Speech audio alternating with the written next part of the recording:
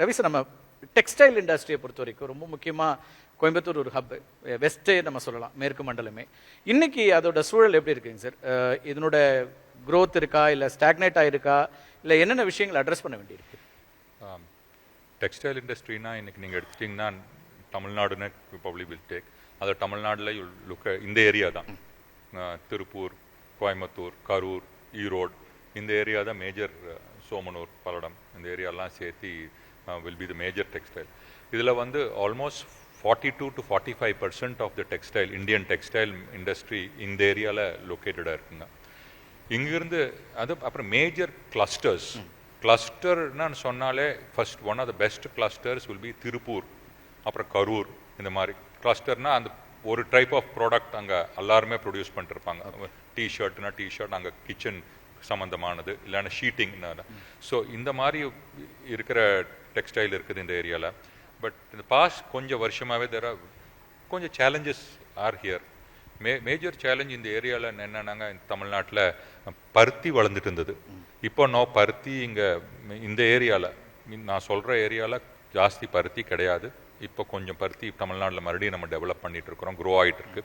So இந்த raw material was அது பருத்தி பற்றி கேட்கறதுனால, சாரி ஃபார் த இன்டர்ப்ரெஷன், ஈவன் டெல்டாவில் பருத்தி பயிர் பண்ணுறாங்க, மன்னார்குடி மாதிரி இடங்கள்ல பருத்தி பயிர் பண்ணக்கூடியது.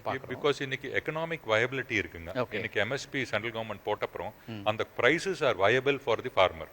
இன்னைக்கு ஃபுட் கிராப்ஸ் தான், அதை விட cotton is more feasible for the farmer. So cotton is coming back. ஒன்று இது was a challenge. Second, labour.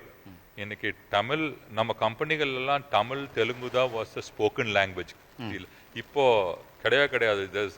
Odia, Bengali இதுதான் பேசுறாங்க. ஸோ நம்ம பீப்புளோட ஒரு இன்டெகிரிட்டி, அவங்க ப்ரொடக்டிவிட்டி, அவங்க culture, that was another challenge that was we faced because we started getting migrant workers depend பண்ண வச்சு. So this was another. இங்கே நிறைய கிராஜுவேஷன்ஸ் வந்துருச்சு இல்லையா? நீங்கள் எல்லா நிறுவனங்களும் கல்வி நிறுவனங்கள் ஆரம்பிச்சிட்டிங்க, அங்கேருந்து நல்ல கல்வி கிடைச்சிருச்சு.